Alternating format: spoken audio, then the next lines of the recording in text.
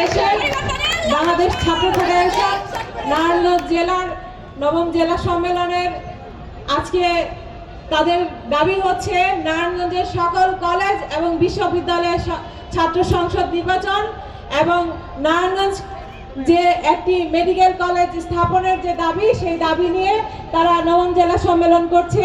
এই সম্মেলনের আজকে দ্বিতীয় অধিবেশনের এই আলোচনা সভার সভাপতি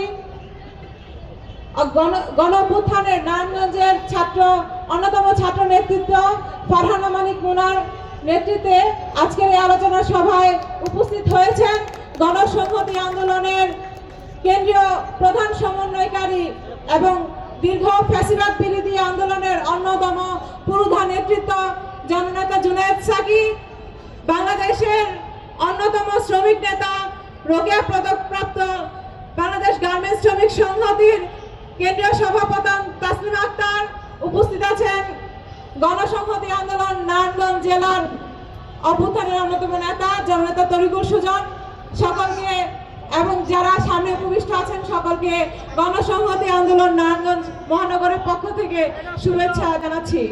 বন্ধুগণ, এখানে একটি দাবি রয়েছে নারায়ণগঞ্জ যে একটি মেডিকেল কলেজ হাসপাতাল স্থাপনের দাবি। এই দাবিটি আজকে নতুন নয়, বাংলাদেশ ছাত্র ফেডারেশন 2012 সালের তৎকালীন যে ছাত্র নেতৃত্বরা ছিলেন সেই 2012 সাল থেকেই ছাত্র ফেডারেশন অনুধাবন করেছে যে বাংলাদেশের নারায়ণগঞ্জে যে স্বাস্থ্য খাতের ভঙ্গুর অবস্থা, সেই ভঙ্গুর অবস্থাকে যদি ঠিক করতে হয় তাহলে নারায়ণগঞ্জ জেলায় একটি মেডিকেল কলেজ হাসপাতাল প্রতিস্থাপন করতে হবে। যে দাবি 2012 সাল থেকে বাংলাদেশ ছাত্র ফেডারেশন নেতৃবৃন্দ করে আসছে, তা আজকে এসে 2025 সালে এসে নারায়ণগঞ্জের বিভিন্ন স্তরের বিভিন্ন শ্রেণী পেশার মানুষ একদম প্রাণ থেকে অনুধাবন করছে যে নারায়ণগঞ্জে একটি মেডিকেল কলেজ হাসপাতাল প্রয়োজন, অতীব জরুরি প্রয়োজন।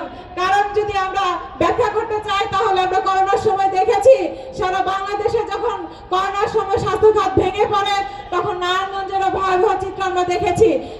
চিকিৎসার অভাবে নারায়ণগঞ্জের অনেক মানুষ সে সময় করোনায় প্রাণ দিয়েছেন। ঠিক এই সময়ে যদি আমরা দেখি নারায়ণগঞ্জের বিভিন্ন অঞ্চলগুলোর দিকে যদি তাকাই তাহলে দেখবো যে ঘরে ঘরে কি পরিমাণ ডেঙ্গু রোগী রয়েছে। নারায়ণগঞ্জে দুইটি হসপিটাল রয়েছে, একটি খানপুর হসপিটাল আর একটি ভিক্টোরিয়া হসপিটাল। যেই হসপিটালগুলোতে কোনো ধরনের কোনো সিট নাই, কোনো ধরনের কোনো চিকিৎসা সেবা নাই। ফলে নারায়ণগঞ্জের মানুষকে সকল শ্রেণীর মানুষকে, যেমন ধনিক শ্রেণী তেমন দরিদ্র শ্রেণীর মানুষকে চিকিৎসার অভাবে নারায়ণগঞ্জের প্রতিনিয়ত প্রাণ দিতে হচ্ছে।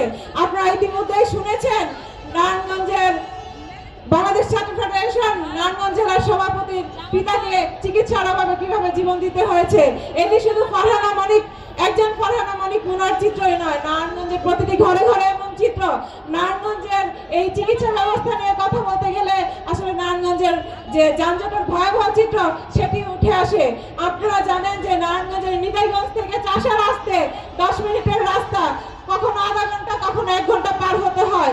এই যে অবস্থা, সেই অবস্থা ধরেন নিতাইগঞ্জ থেকে একজন রোগী যখন তাকে ঢাকায় স্থানান্তর করা হয়, নারায়ণগঞ্জ থেকে বের হতে তার 1 ঘন্টা পার হয়ে যায়।